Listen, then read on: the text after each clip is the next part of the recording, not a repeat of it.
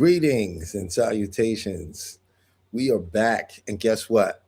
We figured it out, and I'm gonna make sure we get that video off from Chase. That video off this evening from Chase Hughes. I'm your host Talib, and I just want to let you know I'm glad to be here with you guys. I'm gonna do my best to start coming in frequently. I'm gonna try to do a stream at least once a day, every day, as often and frequently as I can to motivate the algorithm to get this out to as many people as possible.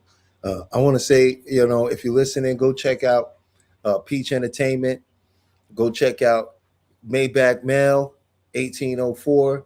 Their channel is incredible. Peach got the check-in. It's every Sunday. It's great. She have topics, bro, that a lot of people not talking about. She's original. Her and T over there they got a great combination, and I really enjoy listening to their podcast on Sundays with the check-in. Sometimes I even jump on there. It's a great show. I really would suggest that you go check it out. But I'm Talib, and I am a mental modalist. I study hypnotism and the power of the mind and the various elements that causes us to function a certain way. So, but I also did very deeply into what some of the psychological things and aspects that are being done and how it translates into, say, Hollywood, into social media, into influencers and various people out there that's doing certain things. And we got a treat for you. Now, when I go to try to show you a video from somebody, I'm going to always do my best to make sure that they are bringing information that is informative, something that you can actually take, demonstrate, attempt to use, and cultivate, opposed to something that participates in tribalism and reinforces a belief system in which you were powerless. So I want to share this video from Chase Hughes because I want to get into what we're looking at right now. And I also want to share another video I found from a content creator that delves very deeply into NLP and also pulls out some really great points. Right now, people are talking a lot of life coaching stuff, and a lot of I'm really happy to see so many people taking that path. But at the same time, we have to also realize that there are three elements that when used, anyone can use these three elements. And when they successfully use these elements, you will follow them. You will be in hypnotic suggestibility by whatever they present to you. And they don't have to be that intelligible. They don't have to be smart. They don't have to be somebody of great wisdom. So let's just get into this video and we're going to break it down piece by piece. This one is wild. So let's just check this out, guys.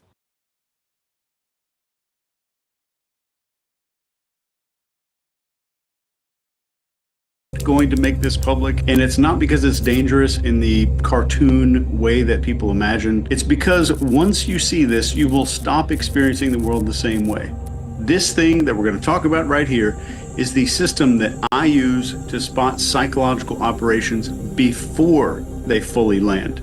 I've used this tool privately for years with some powerful organizations in research and consulting, and these are rooms where outcomes matter big time. What's happened recently is the environment has totally changed. The speed of everything has changed, the scale of these operations has changed, and the cost of being late to PsyOps has got a lot higher. I'm not going to tell you what to think. I'm going to show you what to watch. Without any conspiracy obsession, it's just being literate in today's world. And once you have that, you're going to stop being surprised by the things that are very structurally obvious here.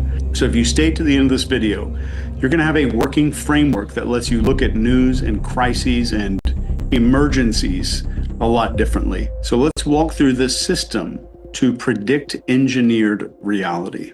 The internet is the biggest wealth creation engine to ever exist. Sadly, only a relative. The system is simple. Where's the pressure coming from? Is it being seeded from something? How likely is influence? What phase is it in? And how are people being nudged? This is the critical. This is very important to. He's laying a groundwork, a texture here to something that's very important, because right now I want you to notice our tendencies to focus on what we think is happening, that just the surface of the story itself, and not the underlying aspects and what that story motivates, right? And this is what's crucial. So I'm not gonna do one of those things where we stop every 2 seconds to jump in, but I did want to lay the groundwork for that, and we will come back in a little bit just to get a little deeper into that. So first, you don't predict events.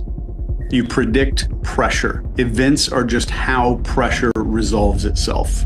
So if you're focused on dates and timelines and headlines, you're always going to be late. If you're focused on where pressure is accumulating, you're going to be early by default. So phase one of this tool is, where the hell is the pressure coming from? And this is called the SORM tool. First is the S in SORM. This is societal. This is when we see a moral panic, an us versus them language obsession, maybe a sudden obsession with who is safe or dangerous or misinformed. That is pressure building. So the next one is operational. This is when you see drills being played out and simulations of things being mapped out way before an event actually happens, or maybe there's some military or cyber or infrastructure exercises that are.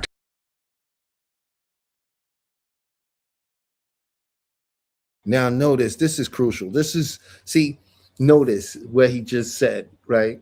We've been seeing all of these things play out, right? They have been running cyber drills, security drills, right? Military drills, right? There's a big, massive buildup on the sea of military running drills. And when they want to threaten each other, they do drills in front of each other's faces. And right now, that's at an all-time high, right?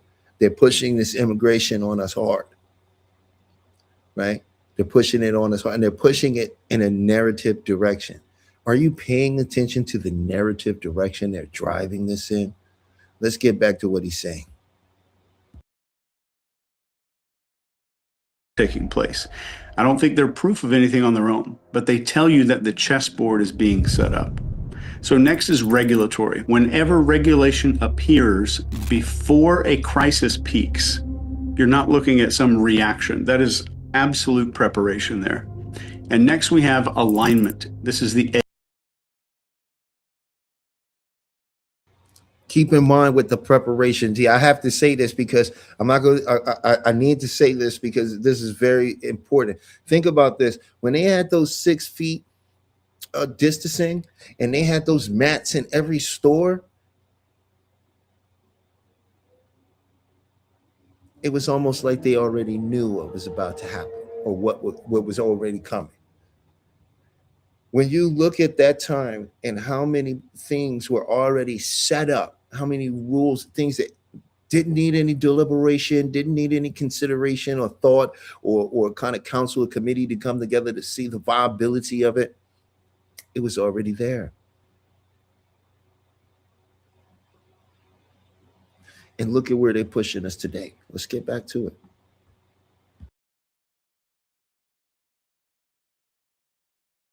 in SORM. When government, media, tech platforms, academia, and NGOs suddenly agree fast, you're not seeing consensus between all these things. You're seeing coordination. And then we have the M in SORM, the media. Same phrases, same metaphors, the same emotional tone across platforms.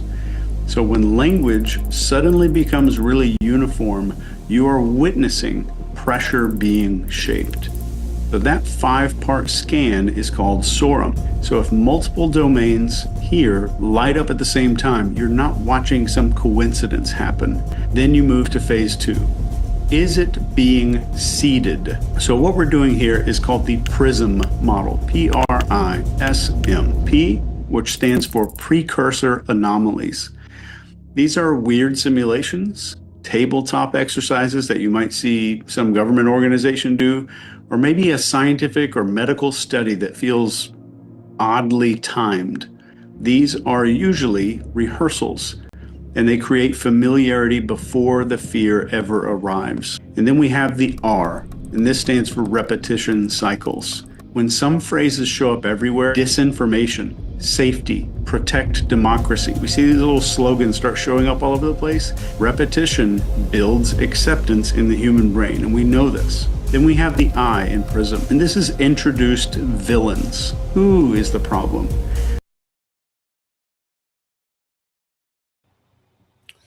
The repetition, he's nailing it. Everything he's saying, I suggest that you go back, you write some of this stuff down, you go look it up for yourself.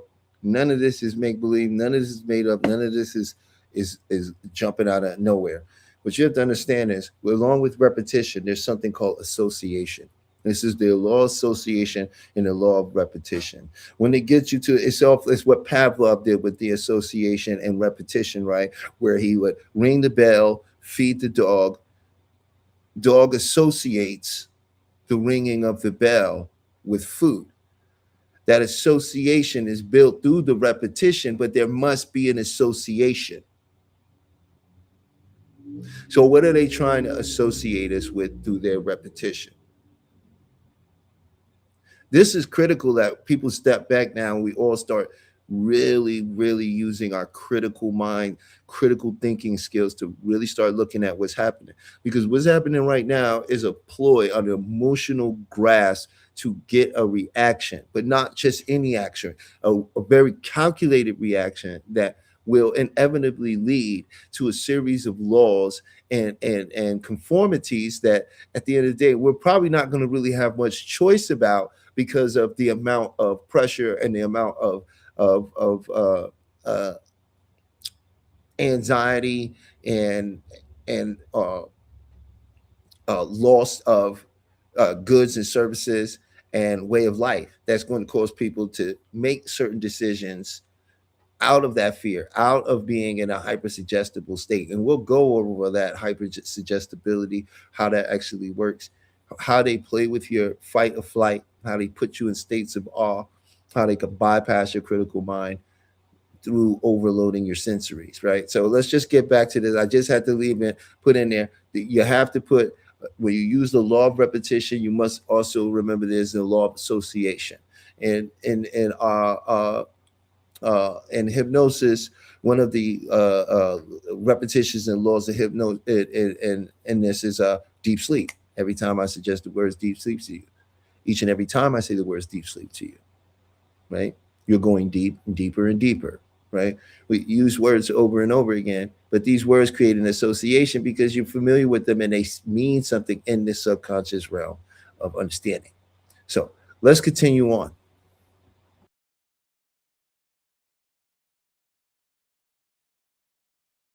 Maybe it's a group or a profession or a belief system or a nationality. Villains simplify super complex systems into something that is emotionally manageable for us. And then we have the S in PRISM. This is symbolism injection. The colors, the hashtag, the badges.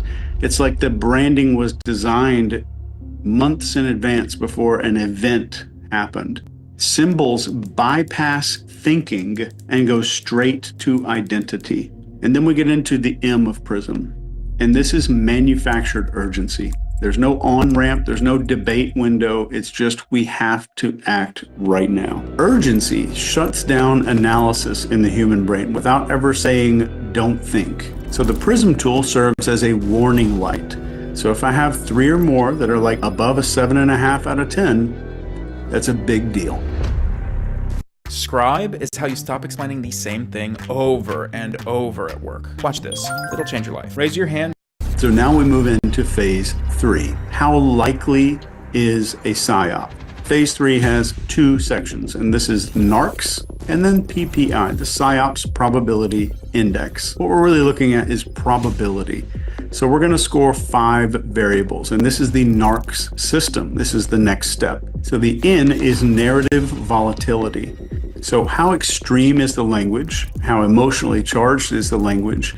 And how mimetic is it? A is authority involvement. Experts, officials, politicians.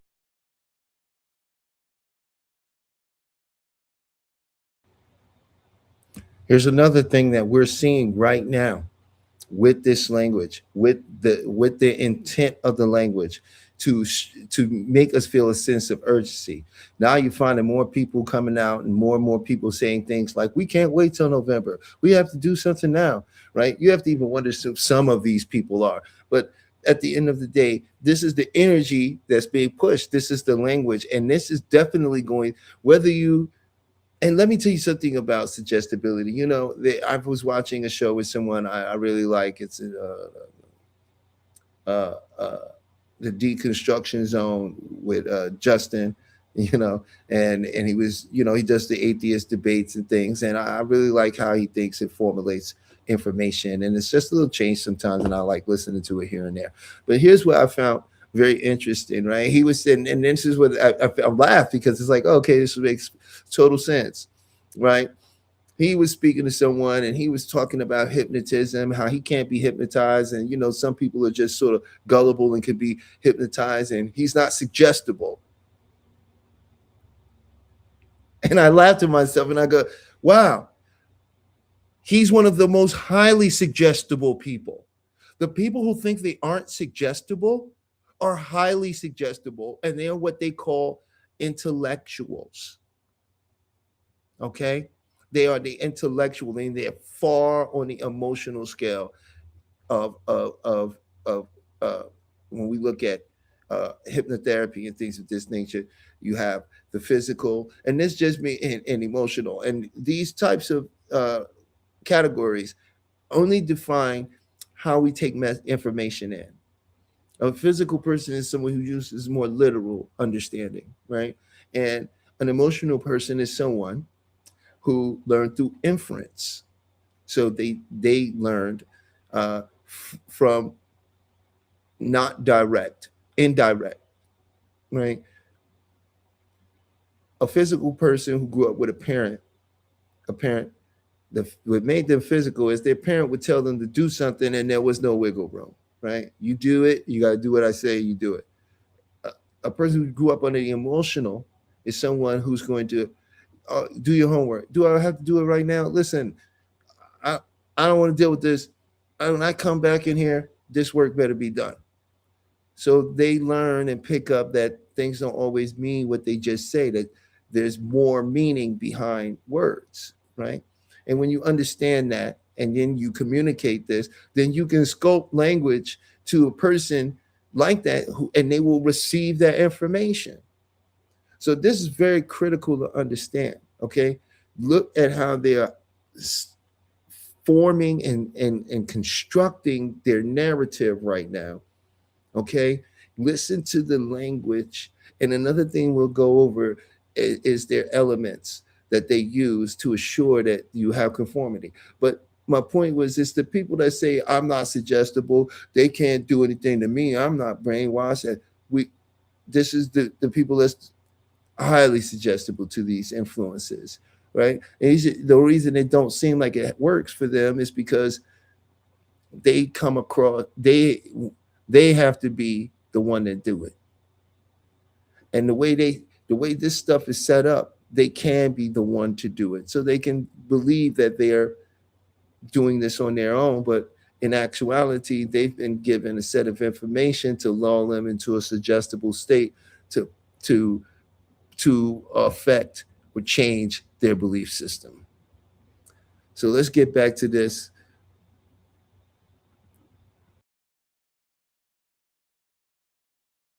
Uniforms, celebrities, the more authority that's involved, the less organic it usually is.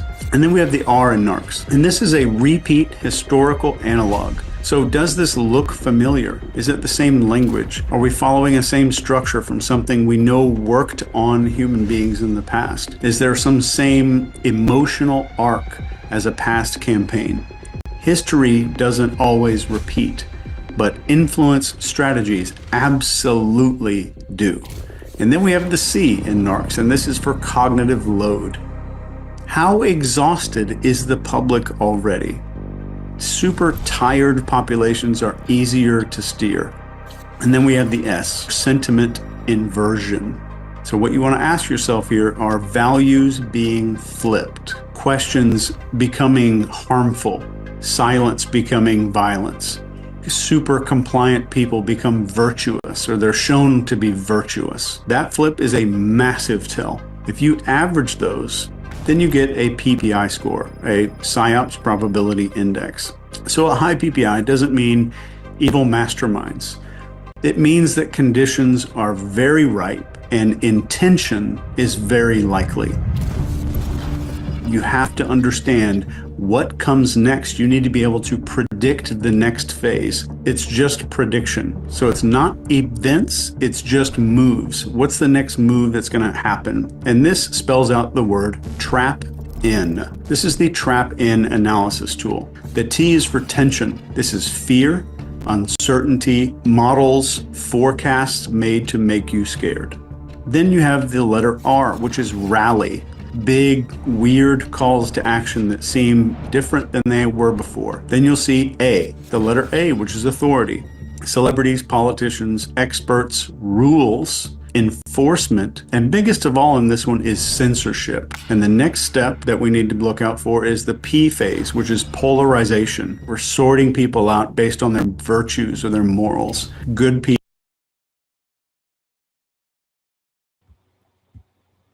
And that's where we're at. We're in the P phase. We're sorting people out based on their virtues and morals. Now, more than ever, people are starting to lean back into religious belief systems heavier than before, and people are clicking up, and families aren't together anymore. And you can see this polarization happening as we speak. We know that America suffers from chronic fatigue syndrome because as Americans, and especially as Black American, or really actually as an indigenous Aboriginal American, right? We've been suffering from chronic fatigue syndrome for quite some time. For our nervous systems never have a chance to actually adjust and settle and get normalized. And when you do that to individuals constantly, you keep them in a hypersuggestible state. And in that hypersuggestible state, whether they're aware of it or not, it bypasses the critical mind. And then it's like, well, I need an answer. And the first person that comes in that offers you reason and logic, no matter how ridiculous, it could be translogic. Translogic is just a fancy way of saying bullshit. But once your mind gets that and it checks that box of reason and logic, you will accept it. No one is above this. This is how our minds work. No one's ever taught us how the mind work. They know how the mind work, very much so, very well. So let's finish this off. You're almost done with this one.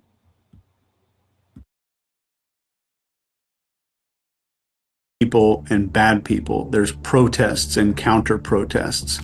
The N, which is normalization. This is where habits form. Mass memory gets rewritten. So that's the trap in tool.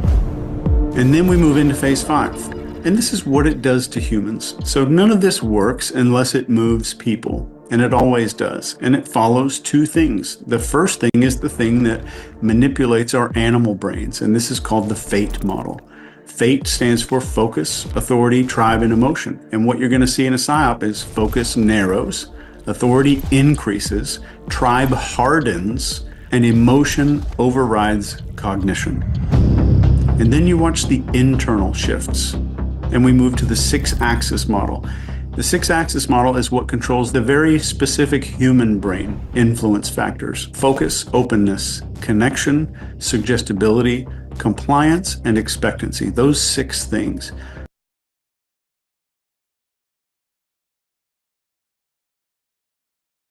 On the screen for a second. I need you to take a moment, take a screenshot, write that down. You need to understand this.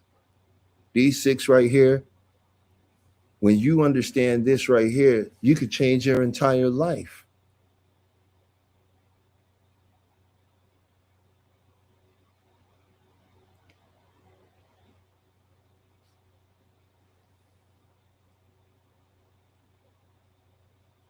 right? We comply too much.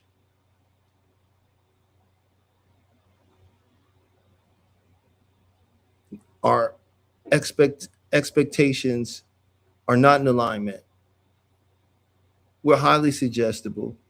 We've become disconnected, closed off, and distracted. Now, when you become focused, you align with your path. Openness brings the right situations, connections, and opportunities, which causes connection to others, creating your suggestibility in a way now that is in your best interest. Your compliance is now to your happiness. And you learn to set your own expectancies. So let's just finish this off. Man, this is powerful. Powerful. So what happens on the 6-axis model if we're in the middle of a psyop? Focus is going to tighten up like crazy. Openness actually drops. Connection with other people starts eroding.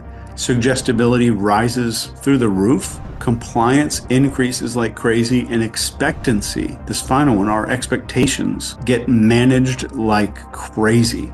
And once you see which axis is being pushed, behavior becomes absolutely predictable. Humans default under pressure, and we know human defaults.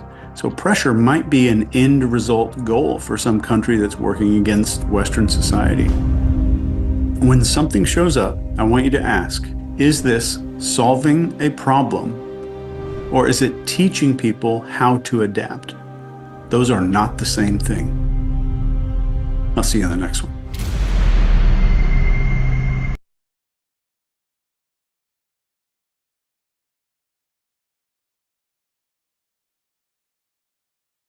There it is. There it is. That's the truth right there.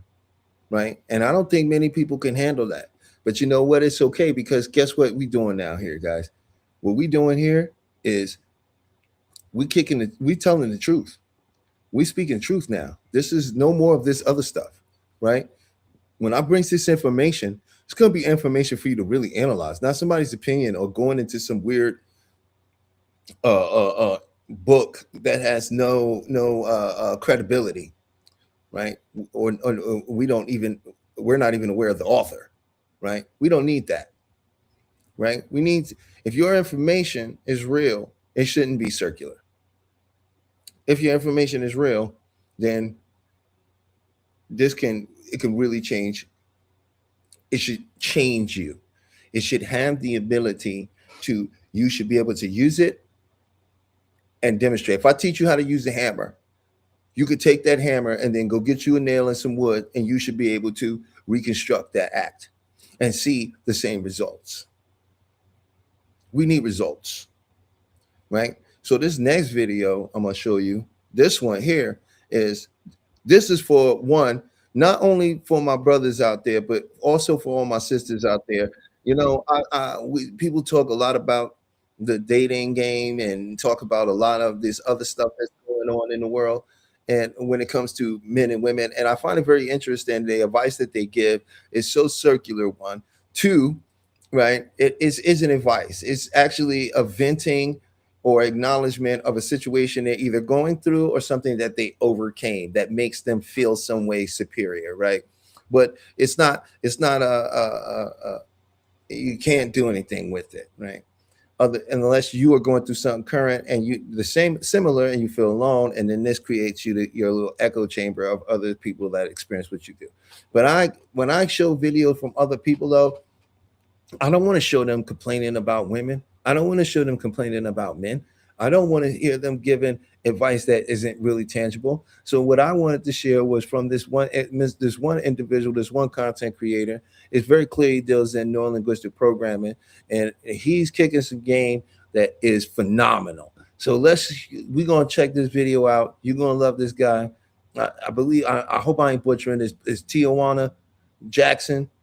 or Tajuan Jackson or Tijuan Jackson. Either way, you're gonna see the thing on there. Give him a like. Tell him that Talib sent you over. The House of Strange Productions sent you over because you're gonna love this. Let's get into this. I'm just setting this up right now, and we're gonna get down.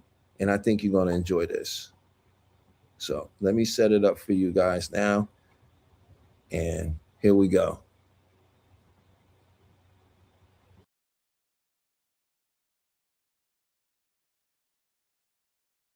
A woman told me she loved me. I responded, I think what you mean is you love the comfort I afford you. Her response spoke volume. She said, well, what do you mean when you say you love me? Like the idea that love meant more than comfort was absurd. My ain't been hard since. That was the moment I realized she only understood comfort, not love. And here's the part I could not dodge. As much as I've grown in business and how I communicate, as a father, as a partner, as a coach, as a man, all of that progress gets drowned out by the negative aura of poor company. If you think growth in one area excuses avoidance in another, you already lost because the weakest pattern often sets the tone. Here's what 2025 forced me to confront. Growth does not fail loudly. It fails quiet. It fails through association. It fails through what you tolerate sitting next to you while you calling yourself disciplined. When you grow in one direction, but unconsciously keep relationships that stabilize the old version of you. You do not regress. You stall. You hover. You circle the runway and never land. I thought love was something you felt. Turns out love is something you can define. And if you cannot define it,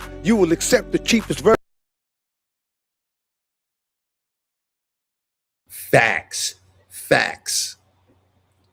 And it's very interesting. I ask people often, sometimes too, how do they define love? And they don't define it. Usually what they do is they go into a cascade of the things that they don't like and don't want. And then it usually boils down to something very superficial and general, like understand me, walk with me, do things together. Like these aren't definitions of love because they haven't defined them. So this is game on the highest level. So fellas, if you're listening, ladies, if you're listening, hear what he's saying, because this, you have to be honest with yourself in order to hear what he has to say. Version available. The exchange I told you about was not about sex. It was not about standards. My body clocked what my mouth had been negotiating for years. Here's the uncomfortable part. The nervous system don't care how much money you make, how articulate you sound, or how many people call you wise. It only cares about safety and familiarity. Mary Ainsworth put this into perspective with attachment theory. People bond to what feels predictable, not what is healthy. Familiar dysfunction feels safer than unfamiliar growth. Translate. Another truth bomb. This is a part of your neuroscience. You see, you believe that you can change something from a physical or a conscious level when it is something that was implanted deep in you and it's something that's a core of your belief system, right? So you have to begin to first do the inner work. And that inner work's not going to be found in the gym or any other place. Yes, going to the gym is a wonderful thing.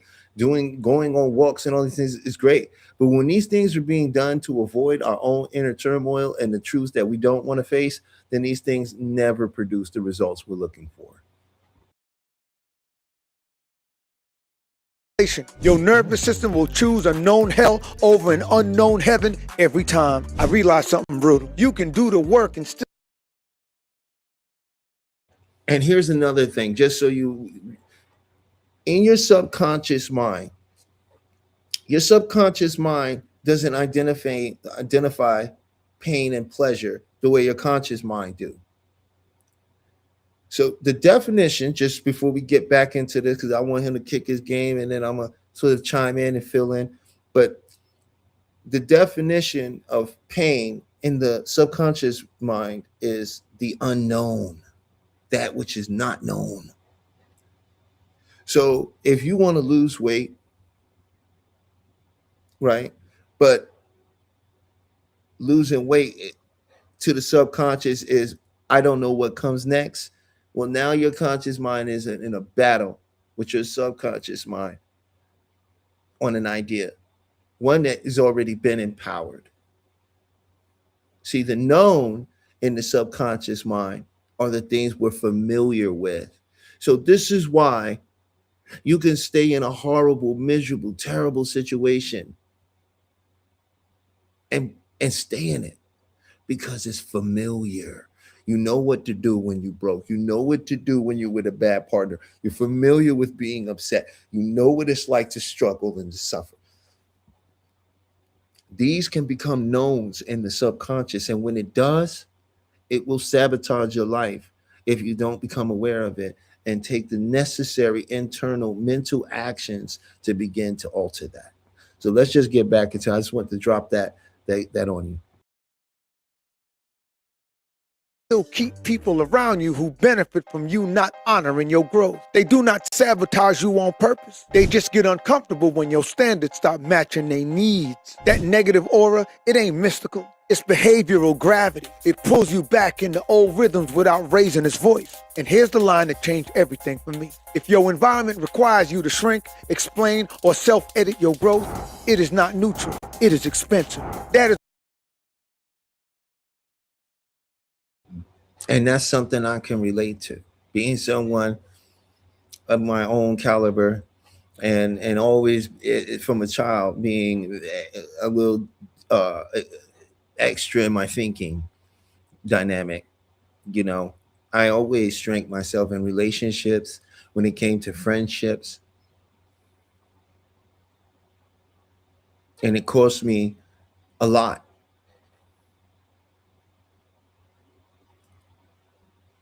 So notice if in your environment, if in the circle and friends and the people you deal with, that your authentic self is not accepted, if you have to change who you are, shrink who you are, reword everything you say, then it's not them that's the problem. It's you. Because you're shrinking yourself so that you can be accepted because it's known. Keep that in mind. And another reason I'm really getting down on him, because let me tell you, I feel like he says it in a way. I think some of the people that listen, some of the people I deal with, some of the people that I communicate with, they're gonna really resonate. I have a way to speaking, it's a little different, and it's just my natural way. It's just who I am. It's what I do. It's just how I communicate. But for some people, this is way more engaging and it hits harder. And I want to share this with you guys. So for some of you where this can really resonate, it's very similar to some of the things I'm saying, because people who study this neuroscience and study the mind, this is the conclusion that they've come to.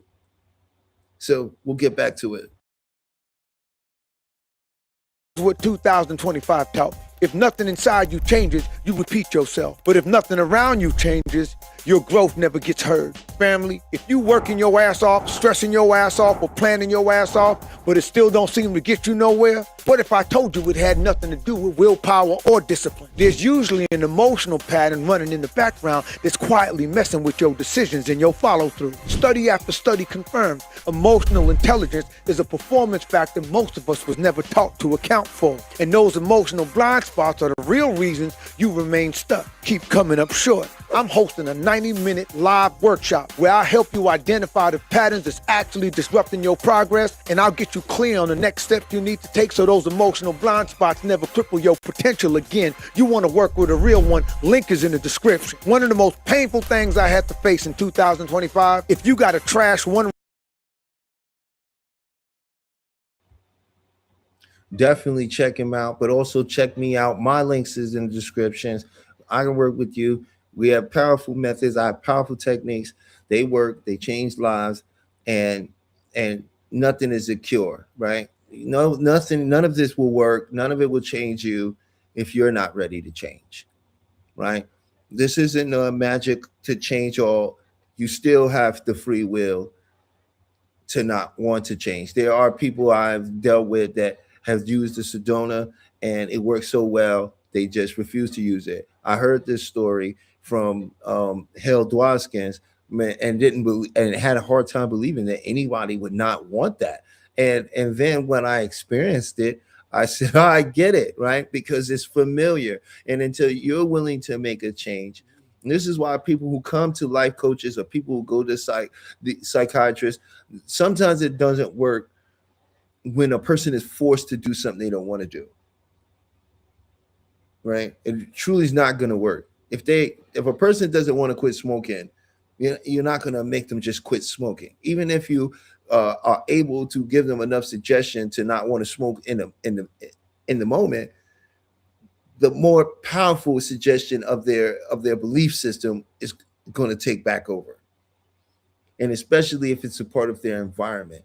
Scripted environment is crucial, and it has a great deal to do with how we get things done. This is why they tell you when you want to change and make changes to rearrange your environment, do a deep cleaning, throw things away, switch your room around, get rid of, don't do creative things in the room with the TVs, or because what are you going to do? You're going to cut that TV on, but if it's not there, right, that thought never even has the energy to get cultivated. So what he's dropping is the ultimate game. I really want to share this.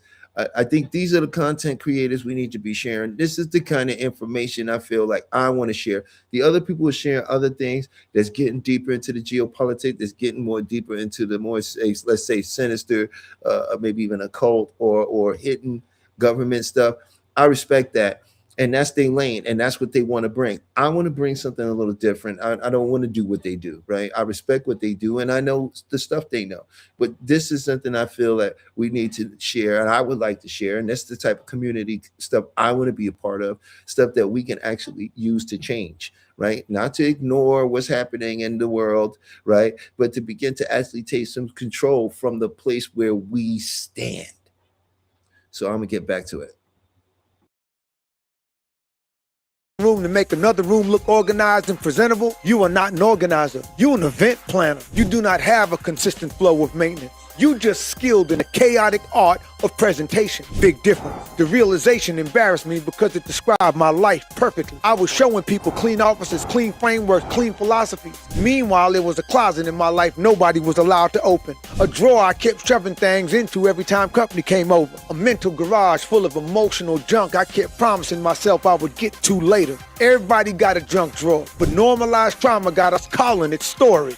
Most of us walking around calling ourselves disciplined are really just good at compartmentalizing. We move messes, we don't eliminate them. We shift chaos from visible to hidden and call that growth. Clinically, this is avoidance coping. Karen Honey broke this down. When anxiety feels unmanageable, people will create order in a completely different area to compensate for disorder in the areas they terrified to touch.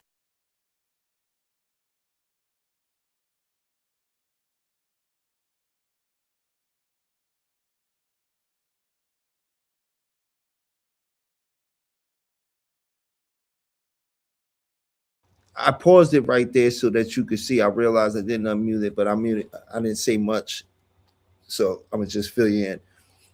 I paused it right there because what he's saying is very crucial, right? There's this tendency to think that because we put a lot of focus in one area that we're organized, right? But a lot of times that hyper focus, and you can see this a lot in depressed men, right? Who may never clean up around themselves. They so focused on this one, they put all their energy into this. That's a form of depression, right? That's a form of avoidance, and it can manifest itself in different ways. You see this in some people who have what you might call OCD, right? And this urge to be in control of all the other areas because the other aspects of their life they don't feel in control of, right? And this is how it can manifest itself. So this is why I say it's going to take some real, authentic listening to actually hear what he's saying, right? Because it may trigger some people in a way that's like, that's not me. I don't know what they're talking about. I ain't never experienced that. When I hear a lot of people tell me they never did this, they never did that. And usually those are the people that have done it, right? Because there's an urge to want to protect stuff that we don't want other people to know. And the one way we do that is by trying to throw people off the scent to say, oh, I've never done that. I despise it. right? They throw extra things on top of it. So let's just get back into this. Translation: you not organized, you selective. I was productive as hell in public and cluttered as hell in private. I could build systems, schedules, offers, hire team members, honor my calendar, but there were conversations I would not finish. Grief I would not process. Attachments I refused to clean out because they once felt familiar. I kept souvenirs of pain like they was collectible. That is how trauma hides. Not loud, not dramatic. It hides in stuff you keep telling yourself you might need one day. Old relationships, old identities, old coping mechanisms, old. Another heavy gem right there. I hear this. I mean, I hope Peach gets to watch this and hear this. I know she have her viewpoint on it, and she probably give a real great opinion to it. But this is my absolute point. You know, when that trauma is deep and it's subconscious, it becomes a story. These stories that we tell, they become like badges of honor. But what we're actually doing is keeping it in the system, in the machine of the programs that run our lives. And when we don't address that, we continuously find ourselves in those situations that keep us in that familiar pattern of behavior. And we will offset it to the people we're either dating, seeing, or experiencing. But it's never them. It's always us, because it is always the decision we make. Excuses to work when you was younger and terrified. Mary White and Calkins talked about the self-needing coherence. When parts of your life stay unintegrated, they don't disappear.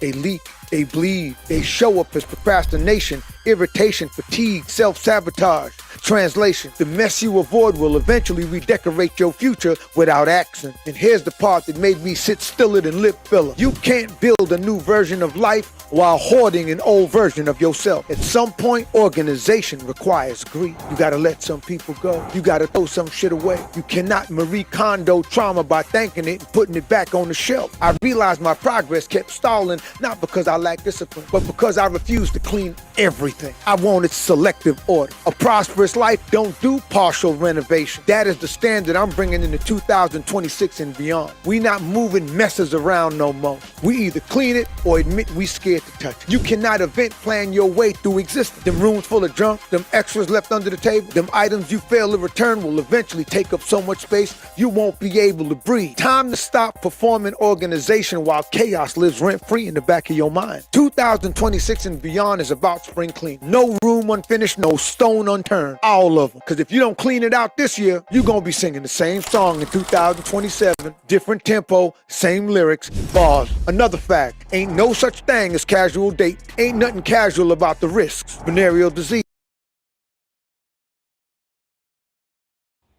He is dropping too many bars. Just hear what he's saying and understand. Like, I just want to share this. And brother, if you come across this, let's get together. I love to build with you. I also do neurolinguistic programming. I also do Silva Sedona EFT and currently hypnosis and hypnotherapy. So I would love to work with you, man. I really want to bring this to our communities. I want to get this out to more people because we need to know, we need to understand, and we need somebody that can actually give us these tools. And I am that somebody to give us these tools. I'm here to give and share these tools with you, right?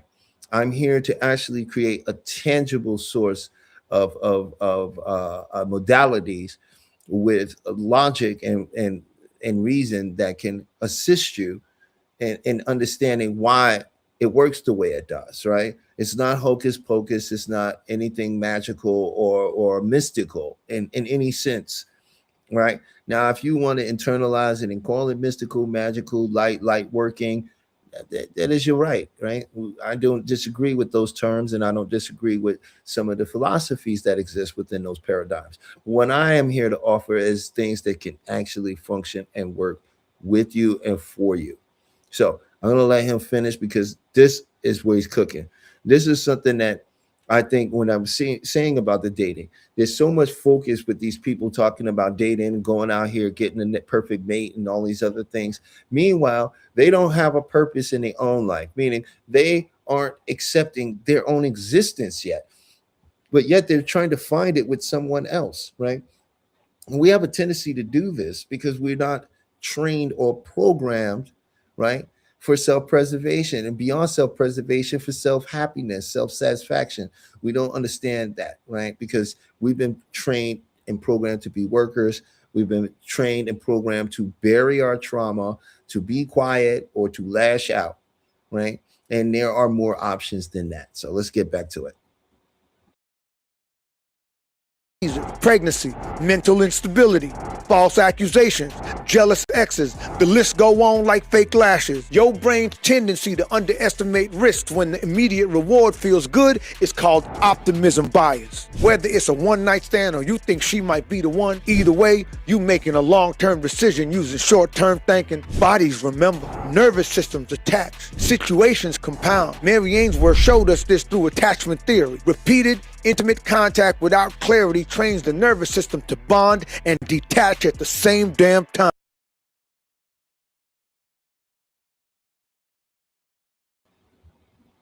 Repeated intimate contact without clarity. Let that sink in. It trains the nervous system to bond and attach at the same time. This is why these relationships are so chaotic,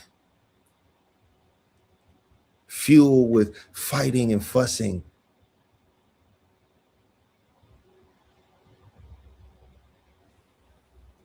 This has nothing to do with men and women not knowing how to date, but everything to do with humans not understanding their psychology.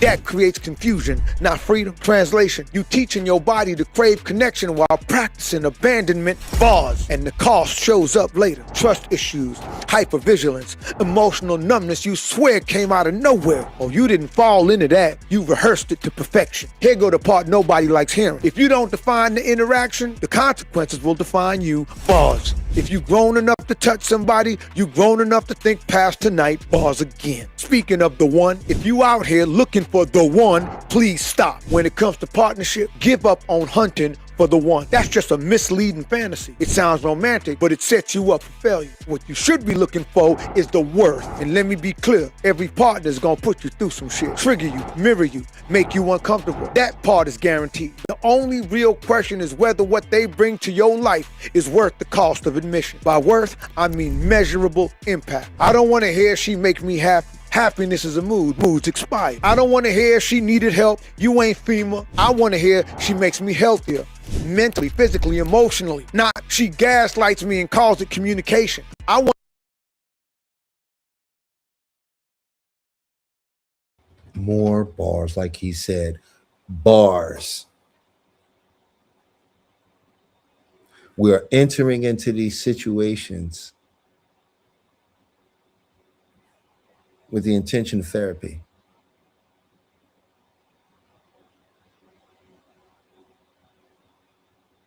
Not with the intention of growth. And growth doesn't just mean work. Growth is something that happens when you're in the now.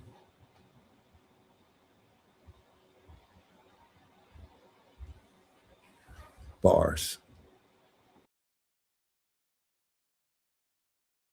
to hear she helps me honor my time and take measured risks that move us forward. Not you arguing with her via text all day, feeling drained during what should be the most productive hours of your day. I want to hear she's energizing you and respecting your space when you need to focus. Does your life run smoother with her in it, or are you constantly explaining why you tired, distracted, or behind? This is not romance. This is logistics. Secure attachment is built on consistency, not intensity. Stability will do more for intimacy than excitement ever will. Translation, butterflies is cute, but structure is what keeps the lights on. Bars. Stop chasing the one like life is a movie. Find the worth, because the wrong partner will cost you time, health, focus, and peace. And you call it love because you fear the consequences of calling it a bad investment. Fuck the one, find the worth.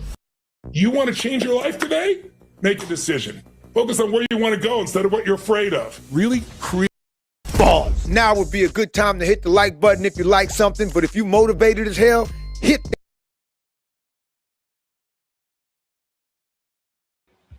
Definitely visit his channel and leave a like for him and tell him Talib sent you. Let him know I sent you, please. You know what I mean? That's all I ask. Also, if you watch it, please, when this airs again, please hit the like button and subscribe. Leave a comment. That'd be great. Leave a comment. Leave your thoughts, right? We want to build a community here. We don't want to just complain and attack one another, but we want to offer solutions. And you can never solve a problem from a problem. You only can solve problems from solutions. So I want to offer as many solutions. I say we because I see myself in all things. And so you have to excuse me, and I will, if it is the issue with anyone here, that I will work on that and make it more personalized with my own language. But yeah, I'm just really want to re-emphasize the importance of this. And what I want to do is I just want to give you just a little layout here, right? This is the theory of your mind. This is the mind, right? And let's just say that this circle here represents your mind, okay? And here is your conscious mind, okay? And down here is your subconscious mind. And this area down here is your primitive mind. Okay. Now your subconscious mind, right? This represents 12% of all of what's going on here. Just 12%. That's your will, your drive, your desires. Right? Decision making, your reasoning. That's all in here. And right beneath that is something we call a critical mind, a critical area, a critical filter. And that critical filter has two areas, a conscious and subconscious. Now beneath this here is your subconscious mind. And this is important to understand. And here is your primitive mind. That's represented by your fight, flight, freeze. Now you have to understand, when you were born, this was the first senses that came about naturally, because you don't know where you are. But this area here, you see, this is where you have what we call like your pluses, right? We say some has some pluses on this side and some minuses, right? And as you experience life, you get things pushed into these two parts of your subconscious. These negative experiences, right? Like, oh, I went to swim and I sank and swallowed some water and it was terrible. I don't like swimming, right? Versus, oh, I love chocolate cake, right? And then it's in the middle of things you're indifferent of, like you don't really care, right? You don't have a real opinion about that, right? Now, all your experiences, negative, positive, and think about these experiences. Authority figure you have telling you things, right? It's all going in here, right? Now, this critical area, this is from 0 to 8. You don't have this. You don't have a critical mind. You don't have that, right? That's not there until you're 8 years old, right? And what does that critical mind do? It protects all this, the things we know are known, right? What life is, our personality, all these things that our belief systems that make us who we are. That's all protected. How we view the world is through this lens here, right? It's protecting it. Okay. Now, when you understand that, then you could begin to get a little sense of, oh, okay. Now, how do we affect this? How do we change this? This is what some of the stuff he's not telling you what to do as of yet. He's giving you a good setup and some good information that's going to help you with the logic and reasoning to accept what he's saying, right? Okay.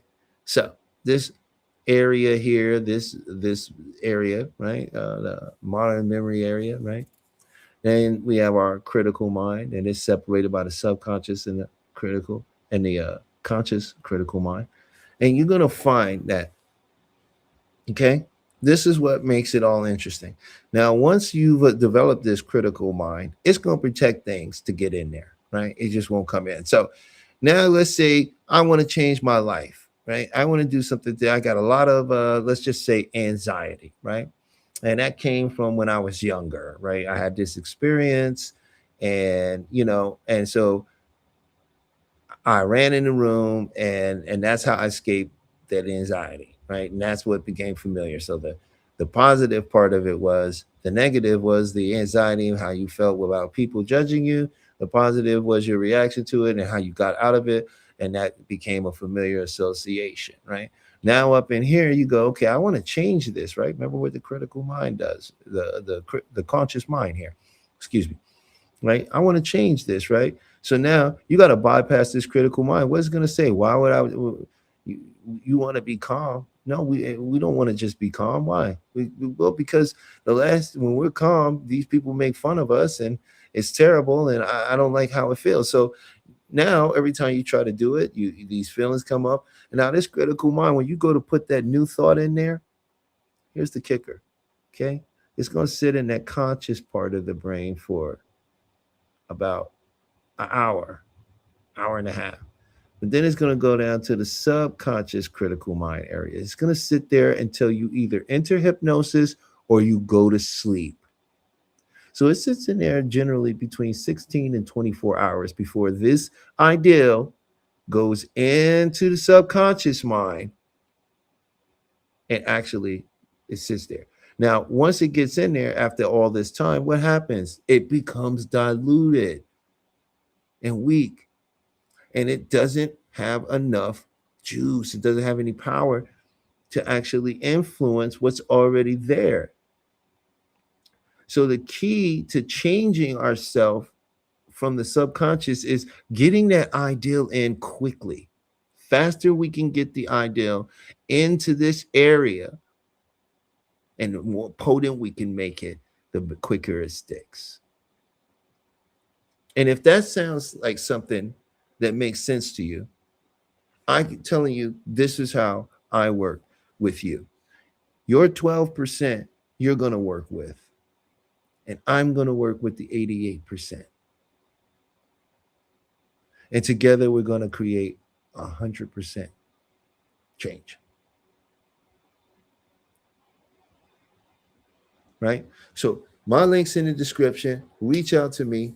We're going to get this going for you, and we can change some lives today, tomorrow, the days after.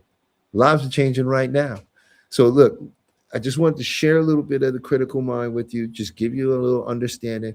We'll break more of that down. I'll have some more slides to give you and share with you so you can get even deeper knowledge and understanding of what's going on in your own head. But just take that in. Your conscious mind makes up 12%. That's your will, your drive, your reasoning, your decision making. That's all up in there, right? 12%, 88% of the mind is your subconscious mind. Within that is the primitive mind, fight or flight. Okay? That's just a little taste to understand what's the model like on the inside. All right. So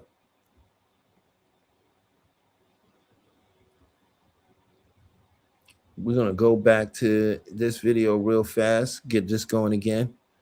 And then we're going to call it a night, and we're going to come back tomorrow because I'm going to get on here every day. Also tomorrow I'm going to be on my other channel. Welcome to There's Only Now. You can come check out there where we will be talking about these very things, but in a more I don't want to say deeper, but just that's a different hat I wear over there. And I'm going to address some things, give some exercises, and you can even reach in if you have an issue that you might want to work on. We can, nothing, I won't say too big or anything like that, but I will say I will have that up tomorrow for you to come in, and if there's something we can work on together, if it's a good fit, we'll work on it. I think we'll leave it at that. And I'm looking at the realization of the rest of this video, and I'm going, okay, let's get into this. So Here, I'm gonna go ahead and play some more of this video, and then we'll be back, and then we're gonna wrap out for the night. That notification bell, and if you invested in seeing my channel grow, I'm gonna need you to share this with your folks. Boss, this is specifically for black folk. Most headlines is written with agendas, not accuracy. You've probably seen the memes, black men are the fastest growing group of entrepreneurs in America. That sounds empowering. It sounds like progress. It sounds like we finally catching up. It is also misleading as hell. The actual data shows unemployment in the United States has consistently been higher for black men than any other group. In fact, black unemployment has hovered at roughly double the rate of white unemployment for decades, even in strong economies. Translation: when jobs disappear, folks start calling survival entrepreneurship. In my opinion, this fastest growing entrepreneur rhetoric is setting another debt trap. Not because entrepreneurship is bad, but because it's being sold as a shortcut out of systemic pressure instead of what it really is. This is how the status trap works. You confuse ownership with autonomy. You confuse being busy with being free. You confuse your business loan with business funding. I know I should stop there, but I can't resist this one. You confuse the meme with being matter of fact. Entrepreneurship can be expensive, risky, time-consuming, and brutal to learn if you don't have the financial cushion to cover you under fire. Everybody loves freedom until they meet the overhead bill. Entrepreneurship is not a flex. It's a responsibility. A poorly structured business does not give you freedom. It gives you a longer job, more hours, more stress, and often no health coverage. You your own boss, but the only one getting promoted is your anxiety. Boss, I'm not saying do not build. I'm saying stop letting identity politics do the thinking for you. If you do not connect deeper meaning and purpose to your entrepreneurial pursuits, you will burn out chasing validation instead of building value. Boss, and here's the quiet part. A lot of people ain't entrepreneurs. They unemployed with branding. That is not a diss, that is a warning. Build because you have a problem you are called to solve. That's what I teach. You want to work with a real one, link is in the description. Build because your work aligns with your value system, your lifestyle, and your long-term health. Not because a headline made struggle sound like a badge of honor. Freedom is not declared, it is engineered. Bars! I ever tell y'all this story? I once saw this organizer on an episode of Oprah. So I called her and said, hey, I need you to come to my house. She came through, she was cool, calm, observant, and then she said, let's do a walkthrough. And dog, she meant a full walkthrough. Every cabinet, every drawer, every bathroom, every closet, behind the toilet, everything. She even seen my fleshlight. Still had some pubics on it and a little bit of oil. I was embarrassed. She opens the drawer and goes, She said, who did all this? I said, did all what? She said, who maintains your house? I said, me. She said, can I talk to you in the living room? So we go downstairs, I sit down. She looks around and said, where's the clutter? I'm confused. I said, in the house. She said, no, there's no clutter in your house. Where's the clutter? Then she points to her head and said, might your clutter be here? That really hit me. The clutter wasn't physical. It was mental. All these unrealistic standards, all these inherited rules, all these ideas about how my life was supposed to look as opposed to what it actually was at the time. I wasn't failing at organization. I was failing at perfection. Nothing stresses a grown man out like unrealistic expectations. My life wasn't a mess. I felt cluttered because my idea of flawless was clashing with my reality. Clinically, that's perfectionism-driven anxiety. Translation, you're not tired. You living under an unrealistic deadline that keeps changing like a Temu sale. Mary White and Calkins talked about the self-needing coherence. When your internal expectations don't match your lived reality, you don't feel motivated. You feel defective. That's how mental clutter works. It don't make noise. It just sits there judging you. I was organized, disciplined, and structured when it came to my living space. Mentally, emotionally, I was carrying expectations that would cripple Tim Ferriss. I was letting outdated ideologies squat rent-free in my head. And here's the part that stung. Most of that mental pressure was self-imposed. A lot of our angst ain't coming from life. It's coming from how we think life's supposed to look. We not overwhelmed, we overzealous, we overcompensate. I was letting other people's scrutiny set the standard for my personal happiness. That organizer didn't rearrange my furniture. She rearranged my perspective and let a ninja rearrange them guts too. I had a beautiful living space that I had never stopped to appreciate because the broken boy in me was too busy chasing validation and perfection. Bars. Dog, if you want to get out your own way, gain some emotional intelligence, take my 90-minute live workshop. Link is in the description. Now, here's one of the biggest traps of the Western world. Most people don't fail at success. They fail at purpose and keep wondering why success ain't showing up. They out there stacking degrees, stacking credentials, stacking titles, stacking status symbols and social points. And all it really do is lock you into a loop of debt, pressure, and economic enslavement you too educated to admit you stuck in.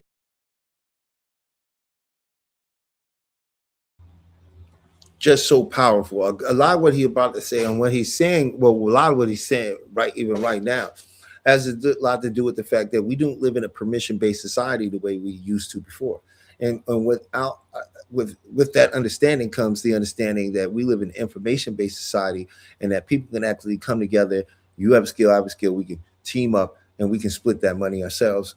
And I agree in everything he's saying about us with entrepreneurship. This is 100%. There's a percent true. There's a decorative veil over the so-called Black Americans, the original indigenous aboriginals, where there's this false presentation that we're equal and we've come up and everybody's fair now. It's all fair, but this is far from the truth. And when you begin to take these psychological controls and get a perspective of your purpose and align your life with your purpose and what you truly desire to do and to be and to have, when you line yourself up right with that, you're going to get the money. You're going to get the relationships. You're going to get the friends. You're going to get all of where you want to go is already occupied. It's just not occupied with any of the people that are currently around you.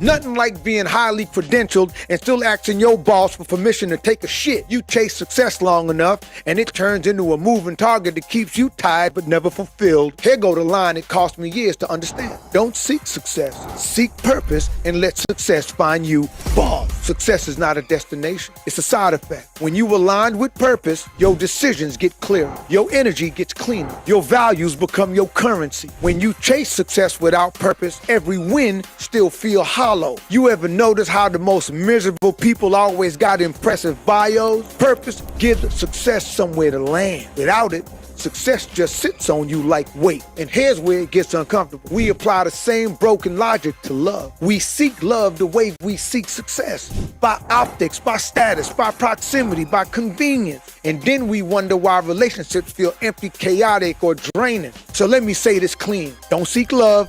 Seek purpose and let love find you. Bars. Love is not found through hunger. It's found through alignment. When you are walking paths of purpose, you start meeting people who are sacrificing something to be where they is. Time, money, comfort.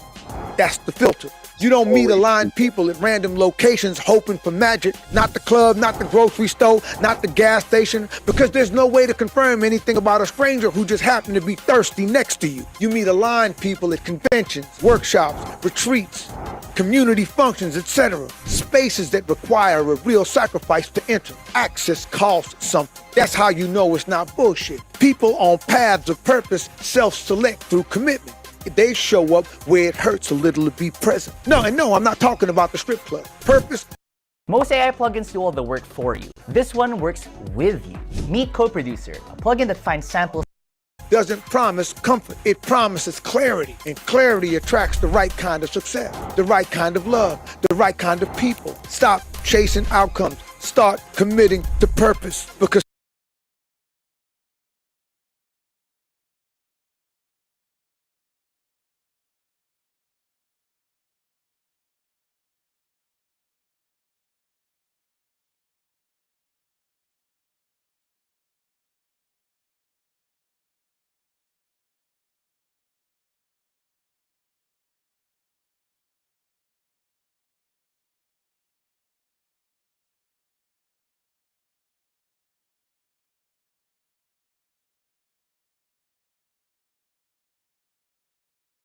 Okay, I just realized that nobody can hear me, but that's okay.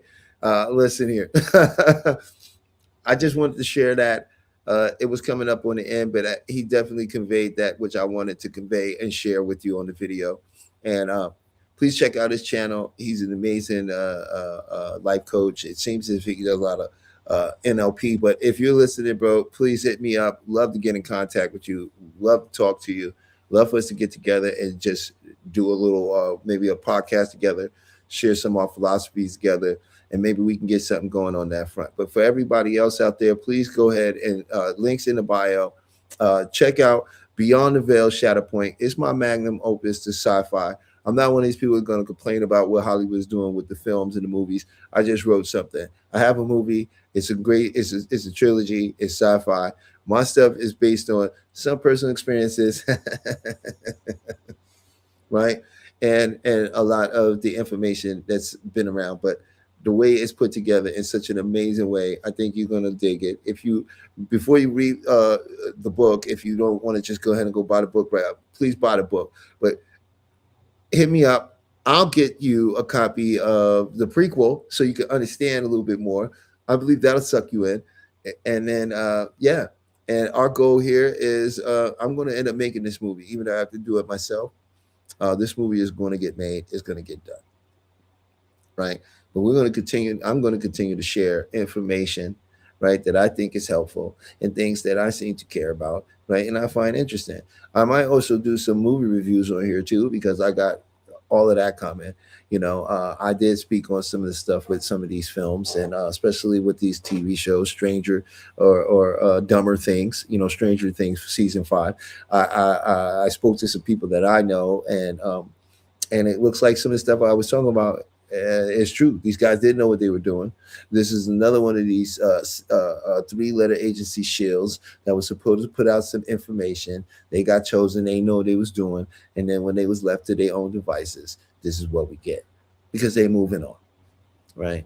Because psyops don't happen in there, right? If you want to know if the story is a psyop, just see where it concludes. If it just disappears out of the headline, you never hear anything again, it was a psyop. TV shows are the same way. But hey, thank you for joining me. We'll be back. I'll be back tomorrow. Let's get in here. We're going to have some more fun. I'm going to drop some more jewels. We'll put up some more stuff. Hey, if there's more people in here and you want to come join me, you want to talk to me, I'm going to open it up for you to come up and speak, and we can have a little bit of conversation, talk about some of the things. But I look forward to seeing you guys on the next one, and have a great